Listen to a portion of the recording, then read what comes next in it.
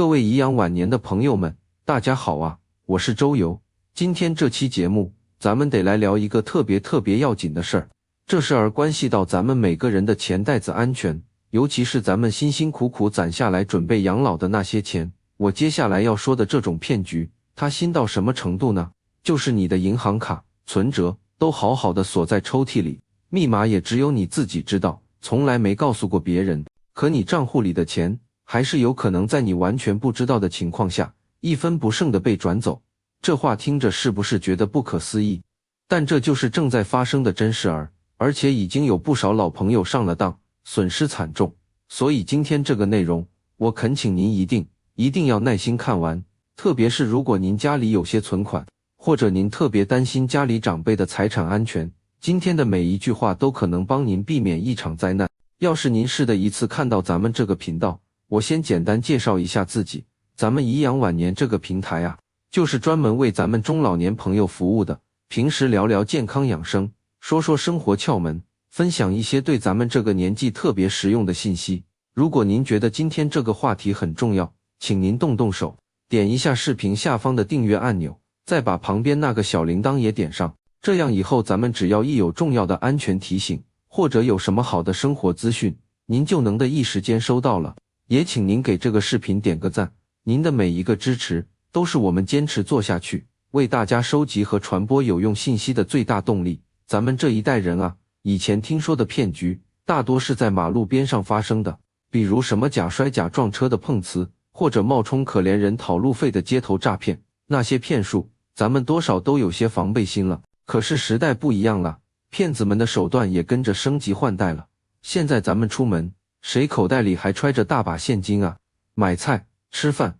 交水电煤气费，不都是刷一下卡，或者用手机滴一下就完成了吗？咱们的工资、退休金，每个月也都是直接打到银行账户里的，钱都数字化了，存在银行那个数字里了。骗子们也精明着呢，他们一看大家身上没现金可偷了，就把所有坏主意都打到咱们银行账户里那个数字上了。听到这儿，肯定有朋友要问了，周游啊，你说的怪吓人，可我的卡和密码都在我自己手里，取钱要么得我去 ATM 机按密码，要么得刷我的脸，验我的指纹，别人怎么能把我钱弄走呢？您想的这个问题非常对，这也是咱们普通人觉得最安全的地方。可是您想啊，咱们能想到的，那些整天琢磨怎么骗钱的犯罪分子，他们能想不到吗？他们现在用的方法根本就不走这些正路，他们钻的是一个咱们普通人完全想不到的逻辑空子。正因为正常人根本不会往那儿想，所以一旦遇上，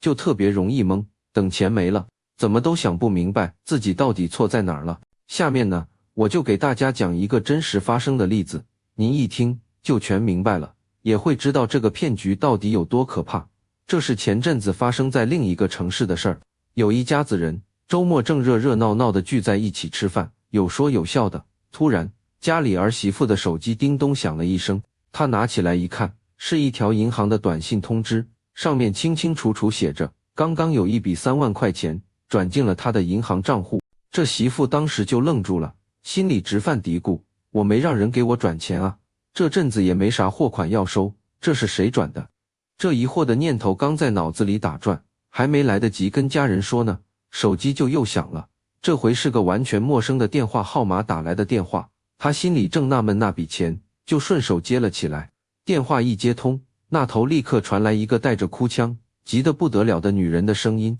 那女人一边哭一边说，对不起大姐，我转错账了，我把要转给朋友救急治病的钱错转到您的账户里了，我家里人正在医院等着做手术，急需这笔钱，求求您行好，把钱退给我吧，我求求您了。那声音里的焦急和绝望，透过电话线都能真切地感受到。咱们中国人啊，大多数都心善，一听这话，尤其是听说关系到治病救人，脑子里第一个念头肯定是，这是救命钱，可不能耽误，得赶紧给人还回去。而且您看这个过程，从收到短信到接到电话，中间就隔了几十秒，根本没留出让人冷静思考的时间。人在这种突如其来的带着强烈情绪冲击的情况下，很容易就跟着对方的节奏走了。很多朋友如果当时没多想，很可能就出于好心，急急忙忙地按照电话里提供的那个银行账号，把这3万块钱给转回去了。如果您真的这么做了，那可就正中骗子下怀，一脚踩进了他们挖好的坑里。这里就是整个骗局最关键，也最让人想不到的机关所在。现在，咱们让自己先冷静下来，抛开刚才那个紧张的场景，好好琢磨一个问题。一个陌生人，他要转账给你，他首先得知道你的名字和你的银行卡号，对吧？那么，这个打电话来的陌生人，他是怎么如此精准地知道你的全名和银行卡号的呢？这可不是猜就能猜对的。最大的可能性就是，咱们的个人信息，在咱们自己完全不知道的情况下，已经泄露了。现在的诈骗团伙有很多非法渠道，比如他们花钱从黑客那里买来被攻击的网站数据库，里面就有成千上万条咱们普通人的姓名、电话、身份证号，甚至银行卡信息。骗子拿到了你的这些资料后，会干什么呢？他们会用你的名义去找一些审核不太严格、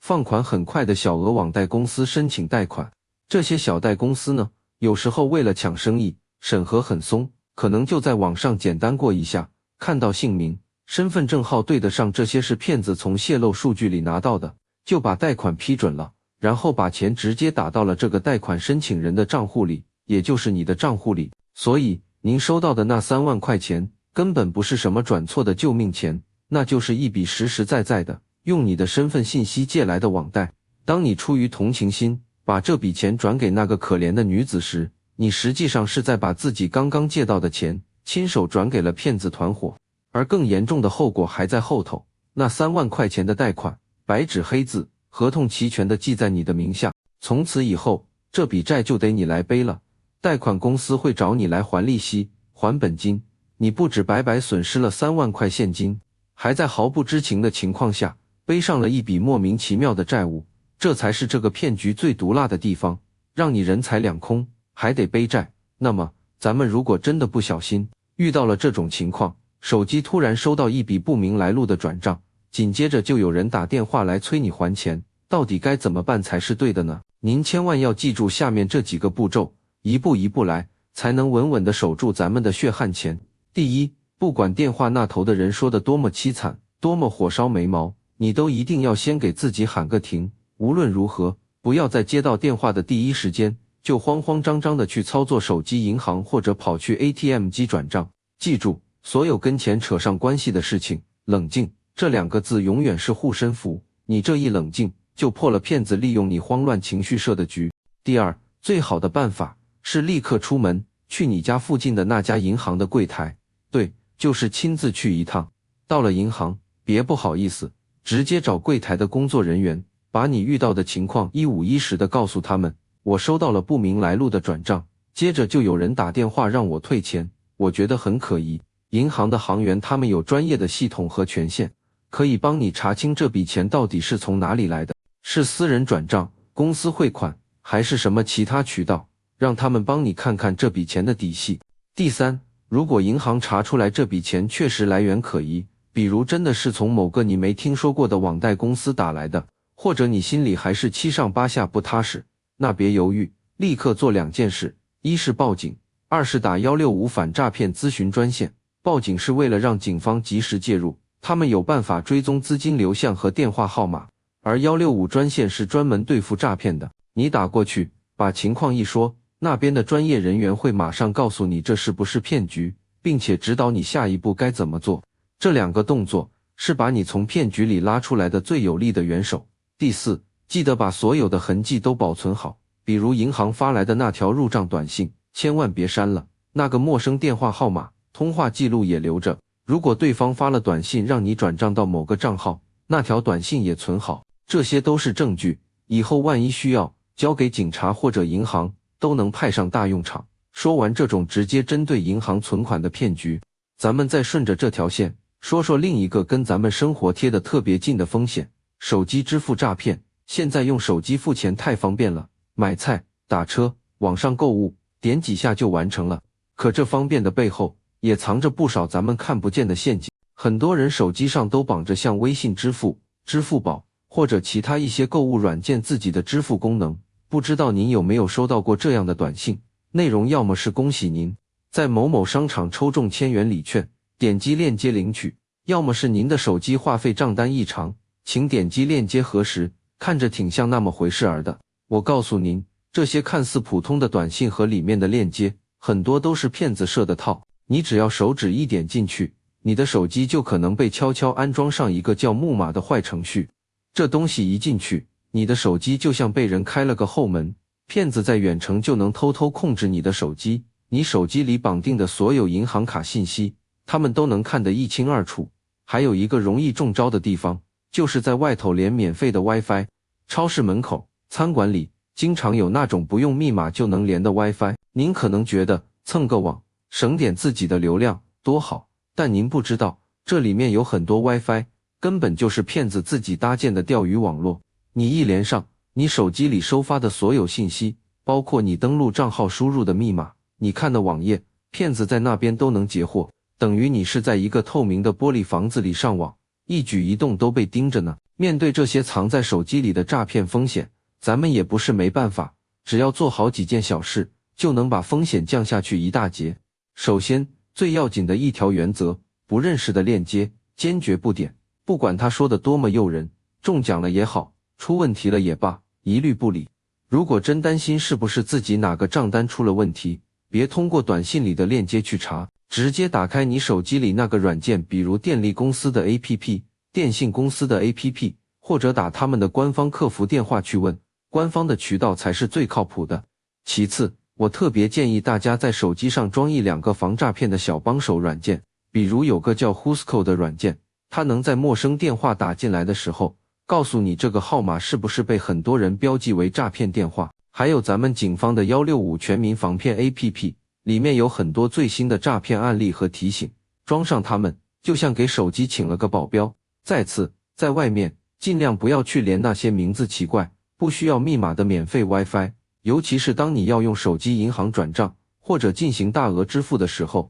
宁可多用一点自己的手机流量，也千万别偷这个懒，用自己的移动数据网络是最安全的。最后，保护好那几个最关键的数字，比如你的支付密码、银行卡背面的3位安全码 CVV2， 还有手机收到的各种验证码。这些数字就像是打开你钱箱的最后几把钥匙，绝对不能告诉任何人，也千万别在那些不安全的网页上输入。在和这些诈骗分子的斗争里，咱们中老年朋友是需要特别关注和保护的群体。原因很简单，咱们对手机、网络这些新鲜玩意儿确实不像年轻人那么熟悉，有时候搞不明白里面的门道。正因为这样，专家们也给咱们提了几条特别贴心的建议。第一，如果不是必须用，尽量不要把你存着主要存款的那张银行卡绑到任何手机支付软件上。你可以专门办一张卡，里面放一些日常零花的钱，用来绑定支付，这样就算万一出事，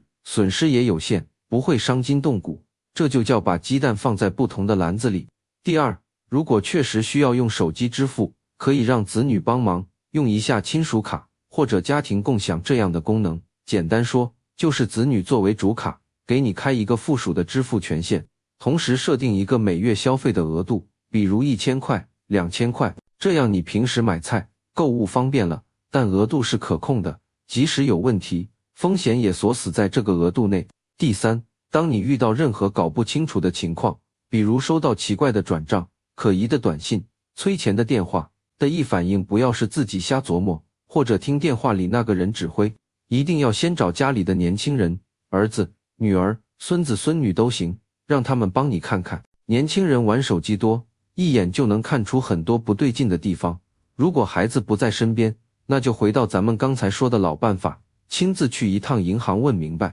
多跑一趟腿，比损失一辈子积蓄要强万倍。第四，还是在子女的帮助下，把前面说的那些防诈骗的 APP 装上，并且让他们简单教你怎么看。比如看到电话标记了诈骗提示，你就直接挂掉，定期看看165 APP 里的新提醒，让这些科技工具真真正正成为咱们防骗的好帮手。在这个信息传得比风还快的时代，咱们每个人其实都能做一件特别有意义的事，那就是成为反诈骗的宣传员。您想啊，如果您觉得今天周游我跟您聊的这些内容真的有点用，那您就动动手指，把这条视频或者这些道理分享给您的家人群、老友群，或者散步时聊聊天，告诉身边的老伙伴们，您多一次分享，可能就能提醒一位老朋友避开一个陷阱，保住他攒了一辈子的养老钱。咱们的力量聚在一起，就能织成一张保护网。咱们辛苦了大半辈子，好不容易盼来安稳的晚年，